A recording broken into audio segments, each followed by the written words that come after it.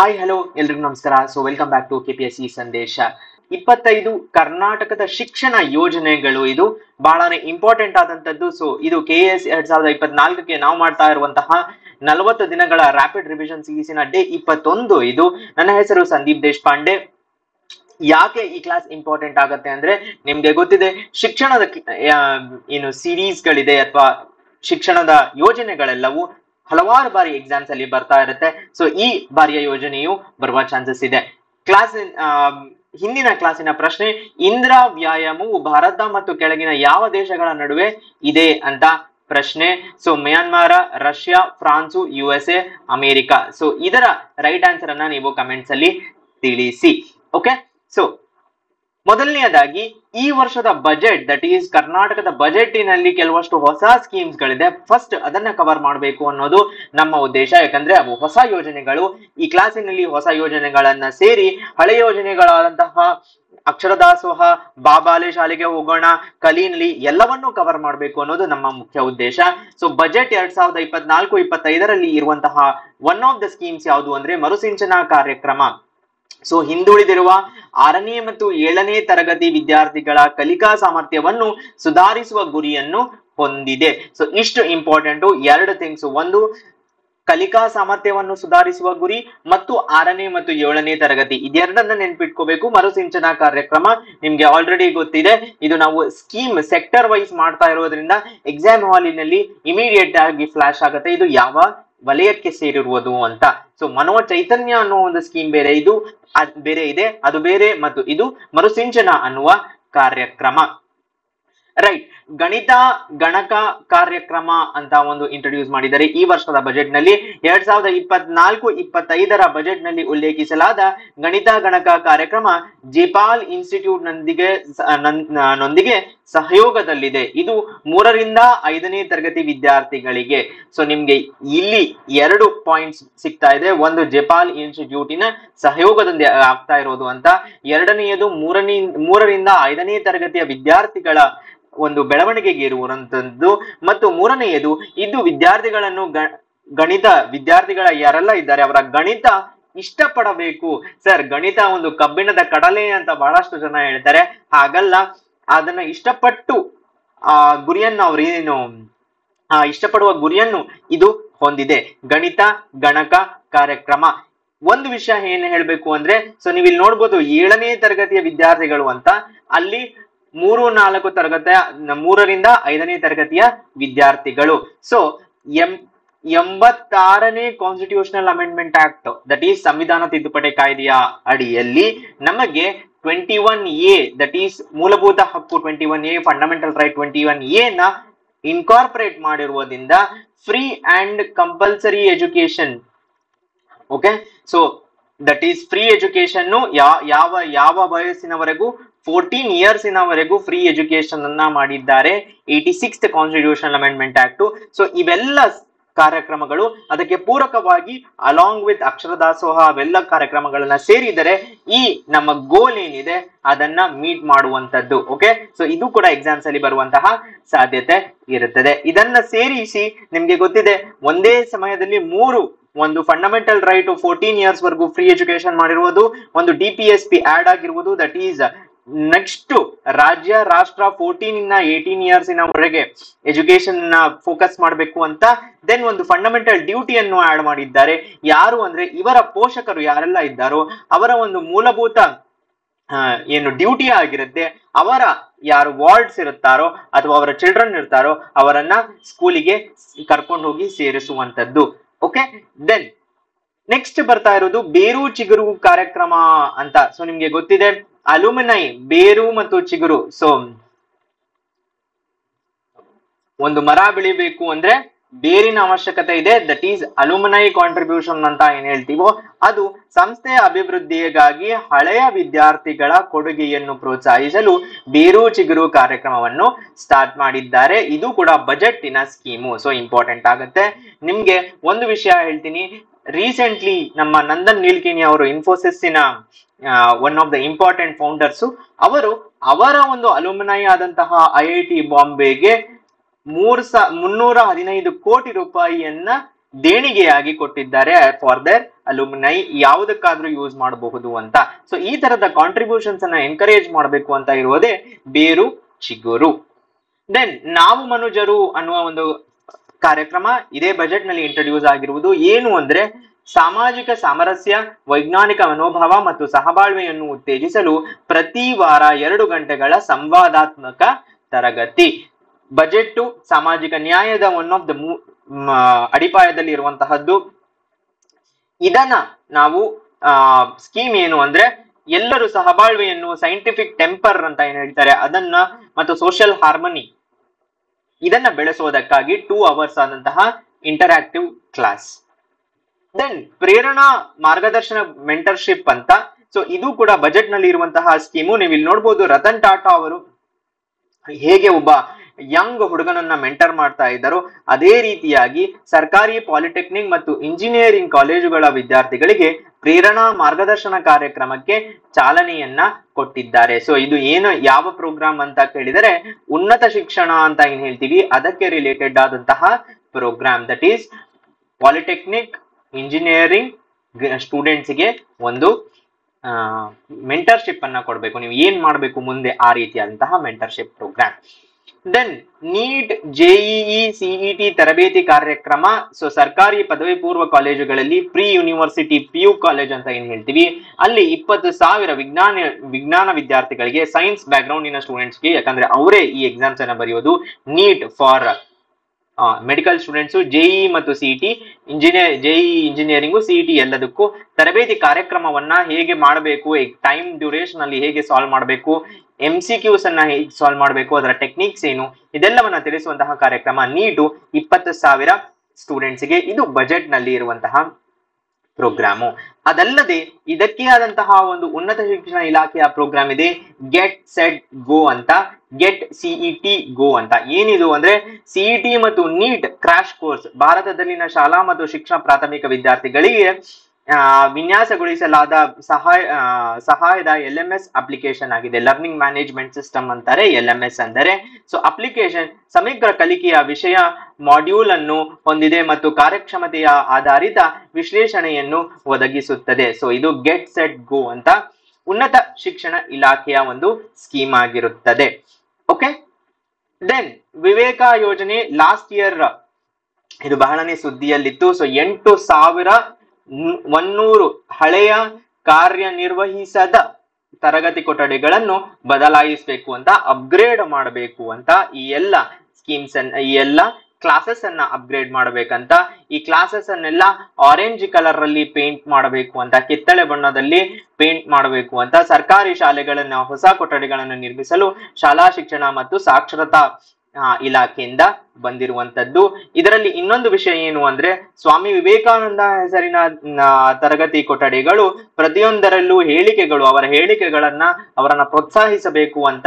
So ನಿಮ್ಗೆಲ್ಲ ಗೊತ್ತಿದೆ national youth day ಅಂತ ಯಾವಾಗ January 12th ಆಚರಿಸೋದು ವಿವೇಕಾನಂದರ ಜನ್ಮದಿನದಂದು. ಓಕೆ. ಸೊ ಅವರ ಒಂದು ಇನ್ಸ್ಪಿರೇಷನ್ ಅನ್ನ ಸ್ಟೂಡೆಂಟ್ಸ್ ಗೆ ಕೊಡಬೇಕು ಅಂತ ಇರುವಂತಹ ಯೋಜನೆ. ದೆನ್ ಸುವರ್ಣ ಆರೋಗ್ಯ ಚೈತನ್ಯ ಕಾರ್ಯಕ್ರಮದ ಅವಲೋಕನ. ದಟ್ ಈಸ್ ಸುವರ್ಣ ಆರೋಗ್ಯ ಚೈತನ್ಯ ಪ್ರೋಗ್ರಾಮ್ ಅಂತ ಬರ್ತಾ ಇದೆ. ಸೊ ನೀವಿಲ್ಲಿ ನೋಡಬಹುದು ಸರ್ಕಾರಿ ಶಾಲೆಗಳಲ್ಲಿ 1ರಿಂದ 10ರವರೆಗಿನ ವಿದ್ಯಾರ್ಥಿಗಳಿಗೆ ದೊಡ್ಡ ಪ್ರಮಾಣದ ಆರೋಗ್ಯ ತಪಾಸಣೆ ಕಾರ್ಯಕ್ರಮ. ಸೊ 2006-07ರಿಂದ ಇದು ಅಸ್ತಿತ್ವದಲ್ಲಿರುವಂತದ್ದು. ಏನ್ ಮಾಡ್ತಾರೆ ಅಂತ ಕೇಳಿದರೆ ಪ್ರಾಥಮಿಕ ಆರೋಗ್ಯ ಕೇಂದ್ರಗಳು ಮತ್ತು ಸರ್ಕಾರಿ ಆಸ್ಪತ್ರೆಗಳ ವೈದ್ಯರನ್ನು ಕರೆದುಕೊಂಡು ಬಂದು ಅವರು ಎಲ್ಲ ಮಕ್ಕಳಿಗೆ ತಪಾಸಣೆಯನ್ನು ಮಾಡುವಂತಹ ಚೆಕಪ್ ಅಂತ ಏನ್ ಹೇಳ್ತೀವಿ ಅದನ್ನ ಮಾಡಿ, ಗಂಭೀರ ಯಾರಿಗಾದರೂ ಸಮಸ್ಯೆ ಇದ್ದರೆ ಅವರಿಗೆ ಉಚಿತವಾದಂತಹ ವೈದ್ಯಕೀಯ ಚಿಕಿತ್ಸೆಯನ್ನು ಕೊಡುವಂತದ್ದು. ಎಲ್ಲಾ ವಿದ್ಯಾರ್ಥಿಗಳಿಗೆ ಆರೋಗ್ಯ ಕಾರ್ಡ್ಗಳನ್ನು ನೀಡಿ. ಸೊ ಈ ಆರೋಗ್ಯ ಕಾರ್ಡ್ಗಳಲ್ಲಿ ಯೂಶುವಲಿ ಏನಿರುತ್ತೆ ಅಂದ್ರೆ ಇವರ ರೈಟ್ ಐ ಹೇಗಿದೆ ವಿಷನ್ನು, ಲೆಫ್ಟ್ ಐ ವಿಷನ್ ಹೇಗಿದೆ, ಮತ್ತು ಇವರ ಹೈಟ್ ಎಷ್ಟು, ವೇಟ್ ಎಷ್ಟು, ಇವರ ಬಾಡಿ ಮಾಸ್ ಇಂಡೆಕ್ಸ್ ಎಷ್ಟು, ಇವೆಲ್ಲವೂ ಇರುವಂತಹ ಒಂದು ಹೆಲ್ತ್ ಕಾರ್ಡು, ಮತ್ತು ಆ ಟೈಮಿನಲ್ಲಿ ಅವರು BP ಎಷ್ಟಿತ್ತು ಇದೆಲ್ಲವನ್ನು ಪರಿಶೀಲಿಸಿ ಕೊಡುವಂತದ್ದು ಸಾಮಾನ್ಯವಾಗಿ. ದೆನ್ ವೈದ್ಯರ ಪ್ರಯಾಣ ವೆಚ್ಚವನ್ನು ಮಧ್ಯಾಹ್ನದ ಊಟ ಯೋಜನೆ ಬಜೆಟ್ ನಿಂದ ಮರುಪಾವತಿಸಲಾಗಿದೆ. ಸೊ ನಿಮ್ಗೆ ಗೊತ್ತಾಗ್ತಾ ಇದೆ ಬಿಸಿ ಊಟ ಪ್ರೋಗ್ರಾಮ್, ಮಧ್ಯಾಹ್ನದ ಬಿಸಿ ಊಟ ಪ್ರೋಗ್ರಾಮ್ ಏನಿದೆ ಅದರ ಅಡಿಯಲ್ಲಿ ಬರುವಂತದ್ದು.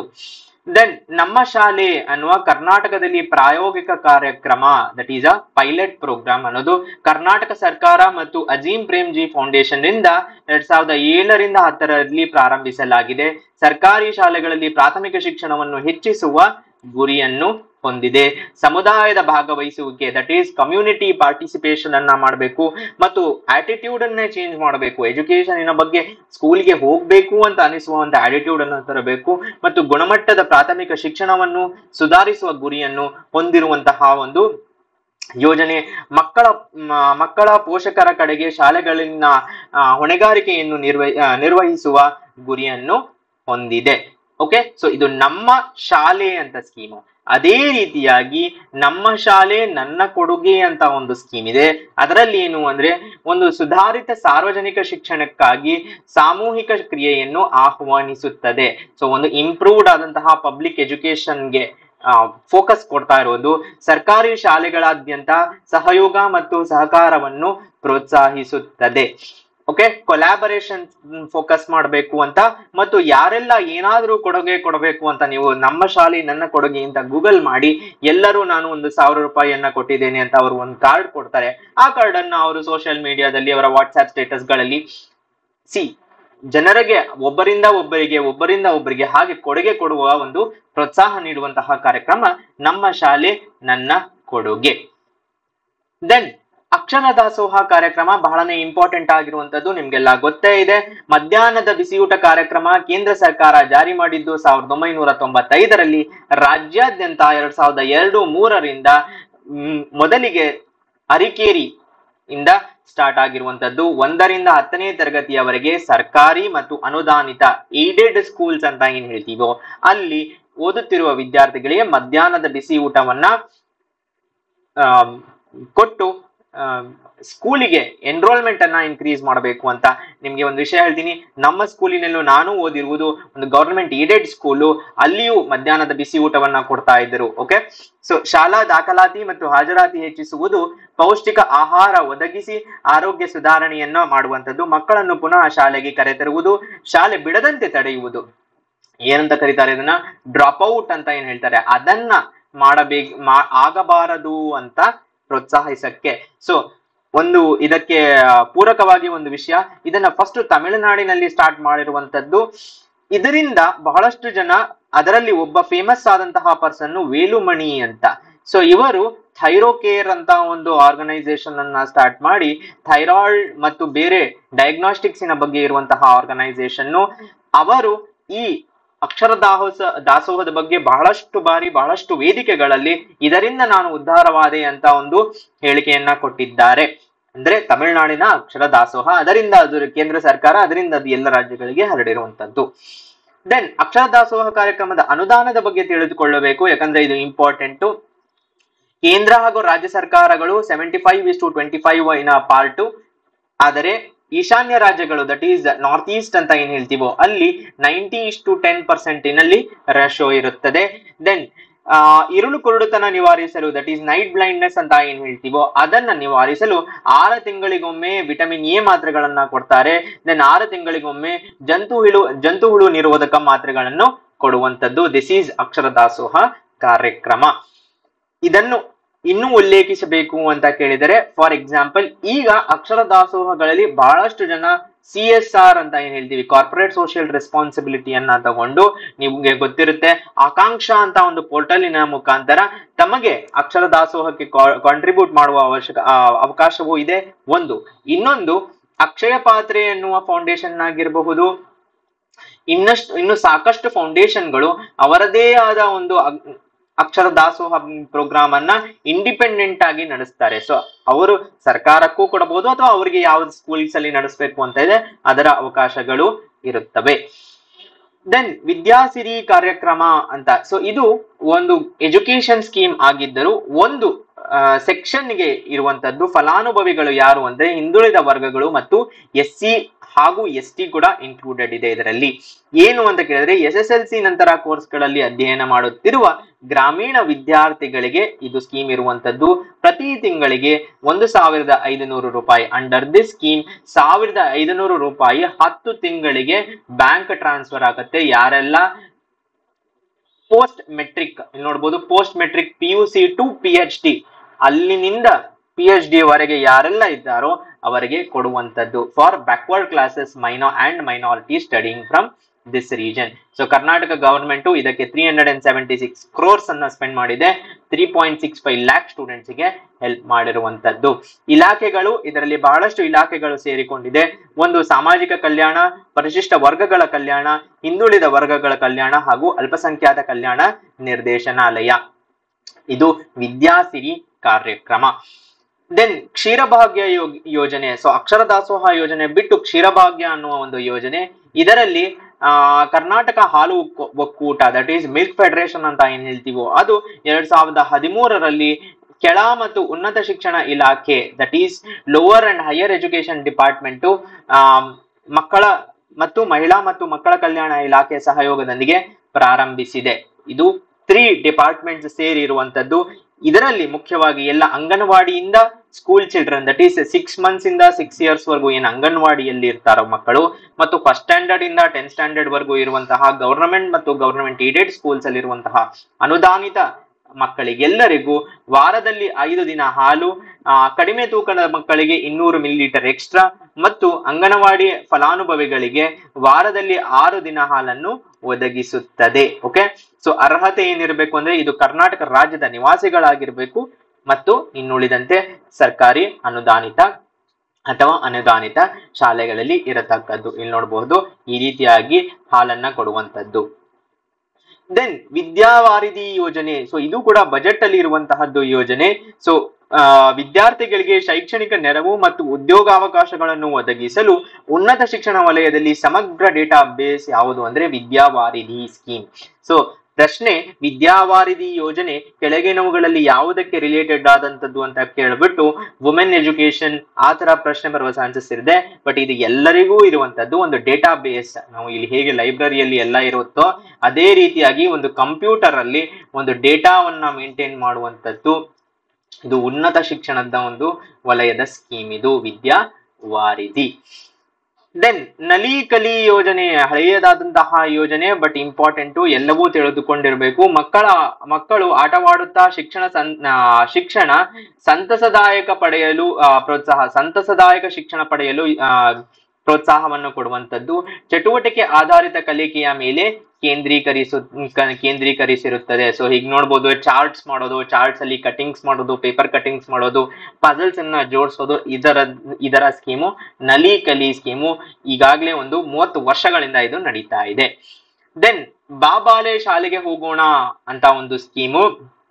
ಈ ಸ್ಕೀಮಿನ ಮುಖ್ಯ ಉದ್ದೇಶ ಏನು ಅಂದ್ರೆ ಹೆಣ್ಣು ಮಕ್ಕಳನ್ನು ಮರಳಿ ಶಾಲೆಗೆ ಕರೆತರುವುದು. ಸೊ ಹೆಣ್ಣು ಮಕ್ಕಳ ಶಾಲಾ ದಾಖಲಾತಿ ಮತ್ತು ಹಾಜರಾತಿ, ದಾಖಲಿಸಿ ಹಾಜರಾತಿ ಇಲ್ಲದಿದ್ದರೆ ಹೇಗೆ, ಸೊ ದಾಖಲಾತಿಯೂ ಇರಬೇಕು, ಹಾಜರಾತಿಯೂ ಇರಬೇಕು, ಅದೆರಡನ್ನೂ ಪ್ರೋತ್ಸಾಹಿಸುವಂತಹ ಸ್ಕೀಮು.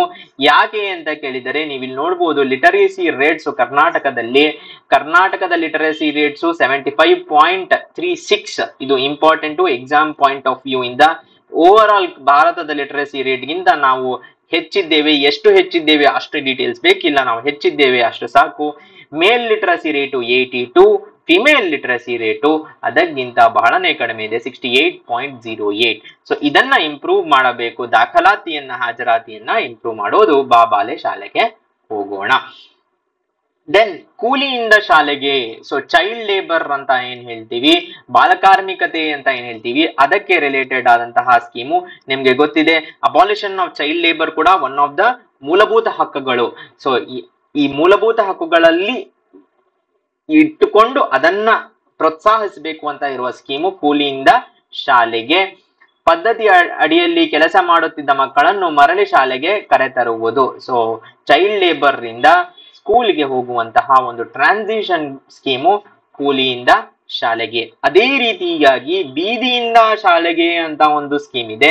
ಅದು ಗ್ರಾಮೀಣ ಮತ್ತು ನಗರ ಪ್ರದೇಶದ ಶಿಕ್ಷಣ ವಂಚಿತ ಮಕ್ಕಳಿಗೆ ಶಿಕ್ಷಣ ನೀಡುವುದು, ಯಾರೆಲ್ಲ ಚೈಲ್ಡ್ ಲೇಬರ್ಸ್ ಶಿಕ್ಷಣ ನೀಡುವುದು ಯೋಜನೆಯು 2003ರಲ್ಲಿ ಪ್ರಾರಂಭವಾಗಿದೆ. ಶಿಕ್ಷಣ ವಂಚಿತ ಮಕ್ಕಳಿಗೆ ಕೊಡುವಂತದ್ದು. ದೆನ್ ಶಾಲಾ ಮಕ್ಕಳಿಗೆ ಉಚಿತ ಸೈಕಲ್ ವಿತರಣೆ.